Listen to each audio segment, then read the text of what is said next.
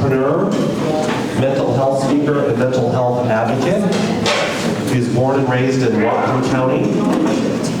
He's got an AA in Arts and Sciences with business classes, and he's the author of the book, Come Back to Success, Relentless Commitment for a Better Tomorrow. He specializes in doing talks on mental health, speaking from a peer-to-peer perspective. The title of his speech today is Embracing Your Mental Health, Be Free Like You Were Born to Be Free. There are cards on your tables where you can give some input to Brandon or his talk. We would love to have your input, so feel free to fill those out and we'll collect those at the end of the meeting. Otherwise, please give a big Rotary welcome to Brandon Burbank. Thank you so much, Sean, for that wonderful introduction. And yes, hello everyone, Rotary Club of Maple Valley. Quick little synopsis about me. I grew up coming to Maple Valley as a kid to visit my cousins, so Maple Valley is part of my story. Definitely loved enjoying the opportunities to come visit cousins and family here in Maple Valley. So definitely happy to be here. Now, with that being said, today's topic is going to be outlining mental health and mental health awareness. So there's a lot of people out there that are struggling with their mental health in life, and definitely going through those challenges and working on navigating through your process internally, individually for yourself, and to help inspire yourself to change your circumstances takes a lot of work.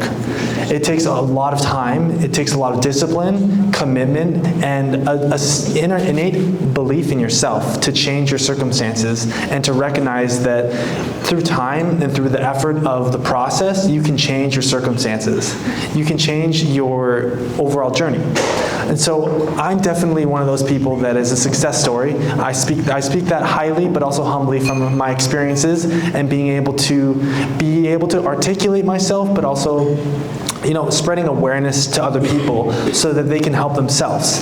Because, the bottom line is we want to help other people so that they can help themselves, so we don't have to always be helping other people. And so from that standpoint, there's a statistic out there that I'm going to introduce, and that is, according to the National Institute of Mental Illness, over 50 million Americans are living with a mental illness.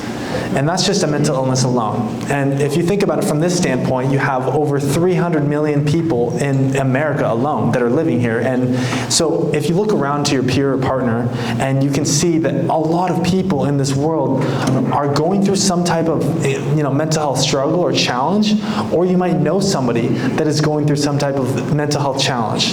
So the question is, how do you approach that? How do you change your life to help inspire people around you and becoming the best version of yourself through time, through commitment, through your efforts, and through making changes in your mindset? So with that being said, I'm going to talk about 5 different components today that's going to give you a lot of perspective on yourself, as well as to inspire other people, and hopefully something clicks with you in your brain today that you could take home and feel like, oh wow, this is a helpful talk. This was something that I can really gravitate towards when I'm going through a certain challenge with my mental health. And if you're not going through a mental health challenge, you can still be an advocate for other people, because there's so much stigma around the world with mental health and mental illness. And how we approach that is really from a group perspective, but it starts with you to be a leader and standing up for yourself and to believe in yourself and to believe in the changes that you can achieve in your life. So here we go. All right, step 1, develop self-awareness. Step 2, confide in someone you trust. Step 3, take charge of your life. Step 4, accept change. Step 5, be patient for changes to come. Let's get into it. Starting with step 1, develop self-awareness.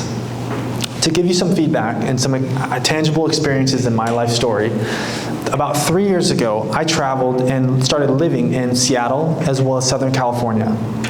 These were different experiences that really opened my eyes immensely to seeing the opportunities of what I could accomplish in this lifetime, to help inspiring myself and also inspiring people around me. Because of these experiences, through like independently and successfully in these different places, and challenging myself, pushing myself to different places to see what I could accomplish in this life, and also recognizing that I was already starting to build my own path, building my own direction on how I wanted to live my life, to, also making an income, but also my purpose. And so with self-awareness, some of the things that were involved with that required a lot of confidence, self-confidence, self-esteem. So those 2 points that I'm talking about right now, a lot of people lack, including myself. Whether you believe it or not that I'm on stage right now, sometimes I lack confidence, but guess what? A lot of people out there in this audience probably do at times in certain situations in their life too. So it's always a growing process. But my point is, with developing self-awareness, if you can recognize that you are more capable in what you might really believe in, necessarily what you're achieving currently in your life, the level of productivity, the level of chances to inspire yourself and also growing people around you is immense. That's the encouragement, words of encouragement that I can provide with you today with the developing self-awareness. Another component with developing self-awareness, relying on your gut instincts. There's been so many times in my life, in my young adult life, and ever since I was diagnosed with this condition, bipolar disorder, and how I've had to really, be on a whim versus and having to trusting my gut instincts to making the right decisions, to navigating through moments of crisis. Many people out there struggle with, mental illness or mental health challenges, and so when you go through those challenges, sometimes you go through that alone. And when you recognize that, if you can trust in your gut instincts and recognize that you have a lot to offer, there's a lot of things that you can work on by yourself. You don't need to have every single person by your side every single day. So working on self-reliancy is another thing that really adds to the table with developing self-awareness. So that's step 1, develop self-awareness. Step 2, confide in someone you trust. Confiding in someone you trust is hard to do at times if you don't know how. For example, in your youth, you're still learning how to communicate. You're still learning how to focus on what's your purpose? What's your goals that you want to achieve in life? Who do you reach out to? And so there's many times in life where learning how to confide in someone you trust is a hard thing to do. Specifically speaking, with my story, at the age of 19, post-study abroad trip, I returned home from studying abroad from Barcelona, Spain, and I went into a deep depression, and I was going through a lot of challenges, and it was not long after that, 6 months or so, I was gone into the hospital and then was diagnosed with bipolar disorder. That's real life. That's real life experiences. And so but prior to that, in the steps to achieving, to making that become the reality, I'm talking about a specific event where I was working with a therapist that was, but my actions showed it all. I was not willing to ask for help. And so, for example, my parents were like, hey, you should see a therapist to help work through your problems. And I was literally, due to my environmental upbringing and the challenges of our culture that has taught us to not be, to kind of do it all by yourself, sometimes it's good to ask for help. And so that's where I'm trying to give you guys that medium balance to recognize that the confiding in someone you trust is very important, but so is being self-reliant. And so finding the balance, which I've been able to successfully do and navigate with, has been really what's made all the difference. And so I'm bringing up that point because my lack of awareness, my lack of insight in myself led me down this path. So I necessarily led myself down these paths by myself, but I'm taking ownership of that. And so because I was able to take ownership of that, I don't feel like I have any frustration towards many people who, in my story, who has like told me, you know, I can't do something great like being on stage right now, or doing things like being an author. And so that's kind of where I'm talking about the confiding in someone you trust.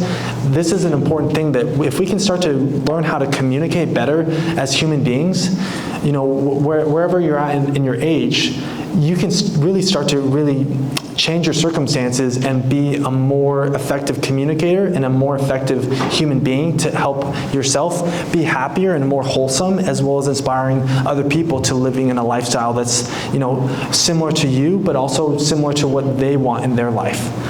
So that's step 2, confide in someone you trust. Step 3, take charge of your life. Taking charge of your life, this is big. Like when you think about taking charge of your life, there's so many different times where I've had to learn how to get this like innate confidence, inner confidence, channel that inner energy of yourself and telling yourself, you know what? I can do this. I can run this marathon, or I can, you know, graduate from college, or I can get this career path. And when you think about it from that standpoint, taking charge of your life, the specific example I'm going to introduce right now is more related to about three years ago when I was living in Seattle, Washington at the time, and that's when I was in my journey, in my recovery as well, because I had already gone through multiple hospitalizations, halfway house, mental health treatment program in Atlanta, Georgia, and through all that, I've been able to like self-sustain myself, and now I started to see, wow, okay, I have all this experience. So now I'm starting to see that the building up of all this experience, how can I help other people, and also, you know, make a living to doing that as well? Because I don't want to just, like, I'm passionate about like income and being a successful entrepreneur and things like that, but I also know that you have to give without expecting that it's going to reciprocate itself like immediately. That's a big point that I've had to learn in my time.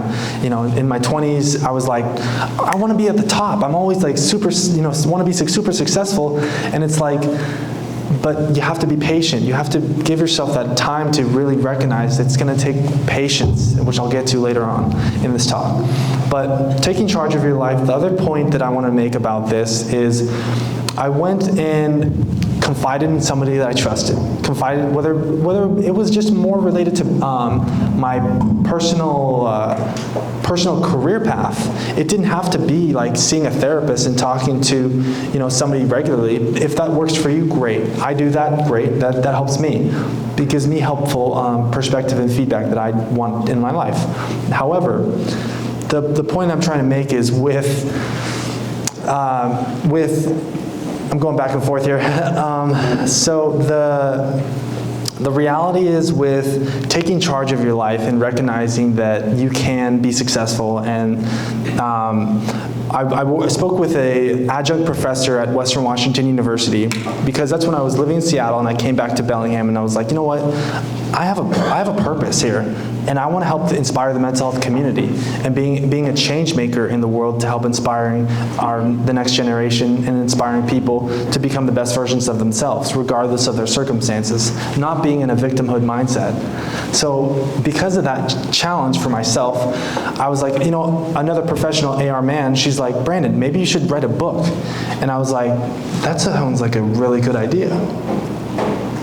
So from start to finish, a year and a half later, I published my first book, Come Back to Success, Relentless Commitment for a Better Tomorrow, with help from a friend who was helping with like editing and revising, and then I was able to publish it on Amazon KDP. That's just a part of an example to share with you all today about taking charge of your life. Turning your lemons and turning it into lemonade. Recognizing that we have flaws, we all have flaws, but if we can turn our struggles into our biggest successes, we're winning. We don't have to be in competition towards anybody in our in life besides ourselves. Too many people in this world are, you know, on this path where it's like, I got to be competing with my friend here, competing with my other friend here, competing with my family members here, and it's like, no.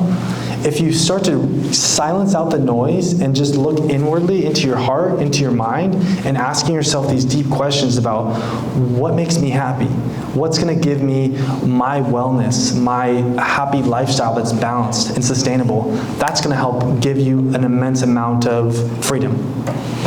So that's step 3, take charge of your life. And then also a point that I want to make about taking charge of your life is this, this is for mental health purposes. For people that are challenged with their mental health and don't know how to navigate with a condition, or if you're in a crisis, a self-care plan, which I learned about at Skyline Trail in Atlanta, Georgia, a mental health treatment program that I went to. This program, it's a self-care treatment program for anybody. You can find templates online for free. And what it does is it helps you give you a blueprint for your life. And this blueprint you can then use to help outline specific ways on how to tangibly change your direction, change your path for your struggles, asking yourself these hard questions like, who do I confide with when I am not feeling well? What are some healthy coping strategies that can help me change my life for the better, or getting me avoiding from doing certain things that aren't helpful for my life and for my growth? So that's just another thing that's really part of taking charge of your life as well. So accepting change, step 4. There's another example that is very, very real in my life, and that was a halfway house experience where I lived there for about a month when I was 20 years old in 2017. So imagine a 20-year-old who was lively and very lost at the same time. I was running from my problems in a way whereas I was running from my condition, because I was not happy with having this condition of bipolar disorder. And because I wasn't happy, I was, my behaviors were just sometimes out of sorts. And because of that, I've learned that accepting change is hard for all of us. I mean, we see the economy is always changing and fluctuating. We see the construction is always, I was in Seattle yesterday, it's just like booming. It's getting so much more like economic growth. And so, but that's hard for us all to adjust to. And this is a perfect example for people that have challenged themselves with their mental health. When you go through a diagnosis or a new diagnosis, you have to change your lifestyle to, not necessarily entirely, but still like focusing on what can help give you a manageable, balanced lifestyle. That's what it all boils down to. If you're happy and content with what's working in your life, you don't need to change anything. And then obviously if you're passionate about growing and fulfilling your purpose and plan, it's gonna take work. I guarantee that. That's all I'll say about that. And then with step 5, be patient for changes to come.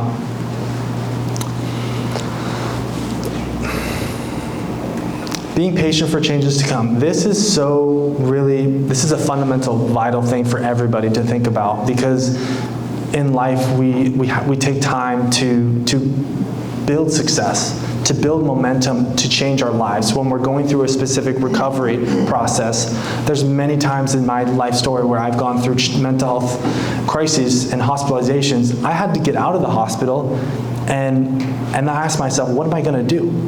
How am I going to get through this? How am I going to work on this transformative process to help myself become, more successful in the way that I see internally?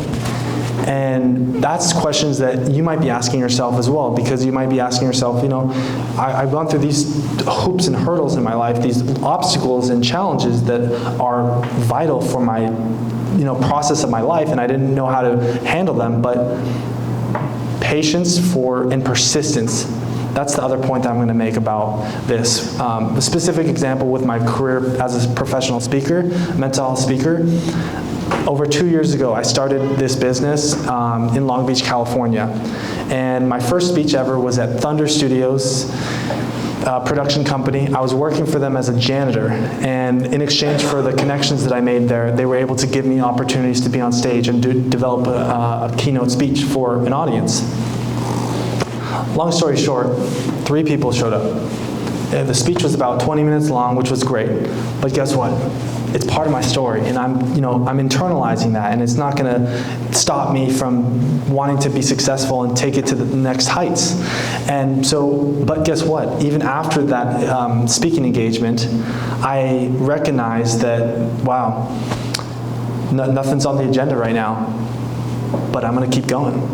I'm going to keep trying. I can keep trying, and nobody's going to tell me no, because I believe in myself. And that's kind of what that's the inner dialogue that was going through my thoughts when I was living in Southern California, trying to work different positions that were, hard positions that weren't part of my purpose, but they were just, helping me get by.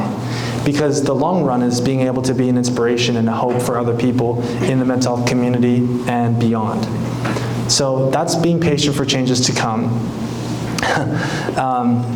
And then, so I'm going to wrap up today's talk with this. Just what do you need to do right now to take action for your life? What's going to help you take your life to the next level and in your own comeback to success? The 5 steps that we've covered today is step 1, develop self-awareness. Step 2, confide in someone you trust. Step 3, take charge of your life. Step 4, accept change. And step 5, be patient for changes to come. I found that God has helped me in times of trouble and need when it felt like there was nobody around. And lastly, believe in yourself. Go get it, go do it. Thank you.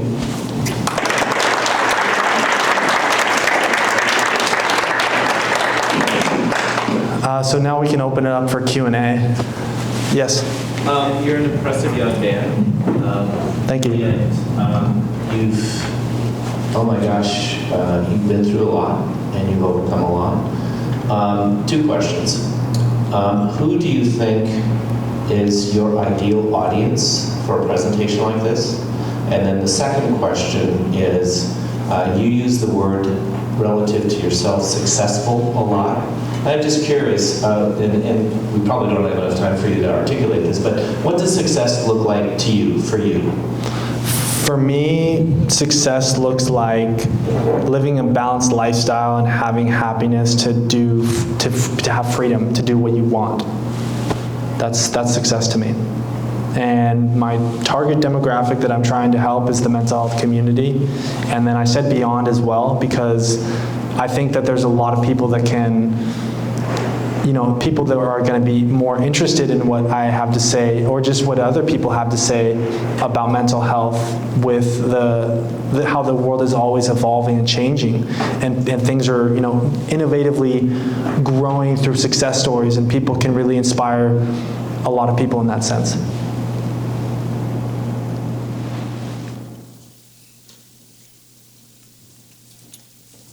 Yeah. Could you share bits and pieces, but could you kind of share your origin story kind of from whenever you got, forward? We only have a few minutes, but. Yeah, we only have a few minutes. Just kind of share the highlights of your journey. You hit a few of them throughout there, but I'm just curious to hear that. Yeah, so definitely my youth was, I did not have a lot of mental health challenges in my youth. It came across, my first challenges that arose, like major, was after a post-study abroad from Barcelona, Spain. And I've always been a driven person, and that's what's really helped me get through the challenging moments in my life, where there was times, in general, my 20s, young adult life was rough, as you can tell. But I've been able to change the conversation, change the dialogue in what's going on in here, and that's made all the difference. But does that answer your question? Yeah, well, I guess, was there something that happened in Barcelona or coming back? Like, what do you think flipped that switch?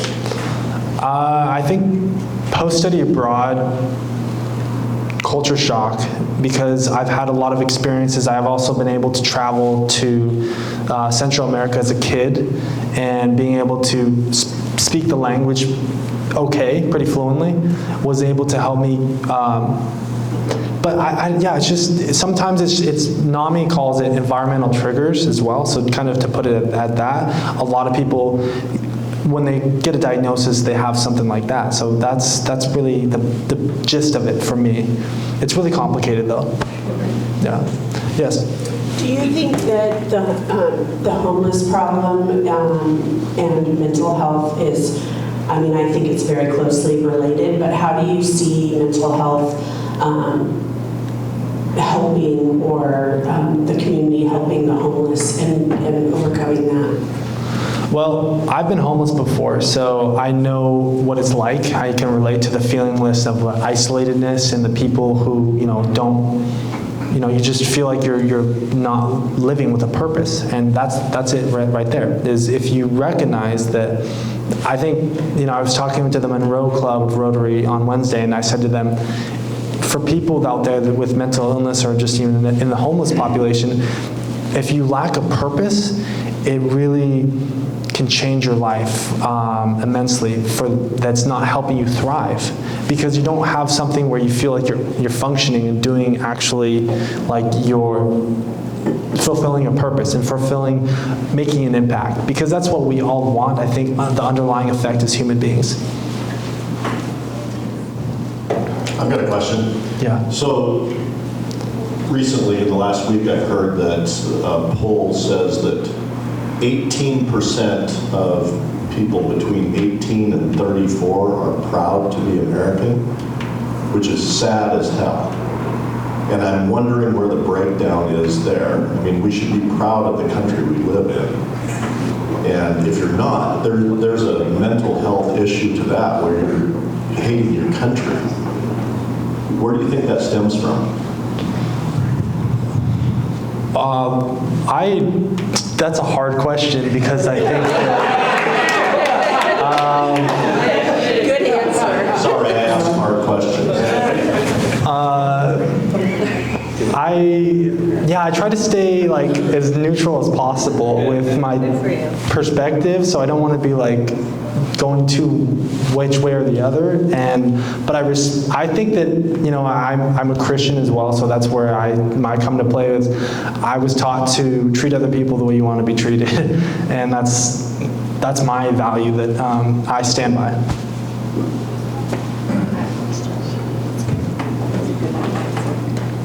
Along those lines, okay, generationally, do you think that from generation to generation to generation, that the things that are happening in each generation prior has anything to do with what happens in the current? Yeah. Do you find that? Yes. Do you see that mental health also includes the generation prior in helping that generation will help this generation?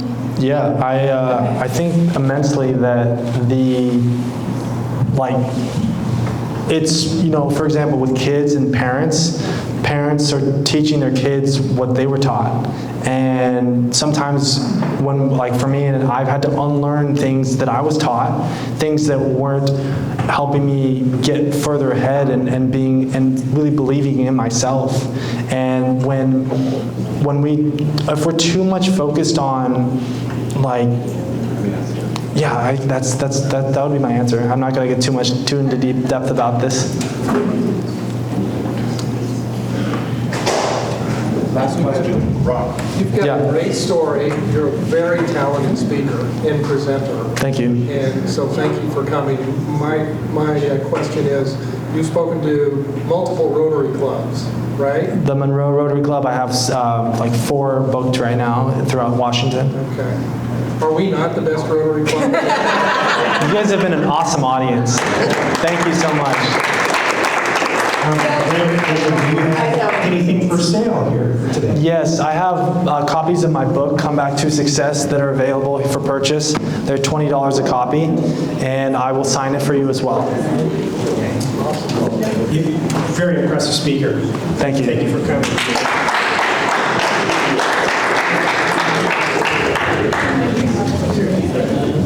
Okay, so tomorrow is our Taste of the Valley. I hope everyone is there, and if you can't, if you want to participate in that, we definitely need volunteers. So anyway,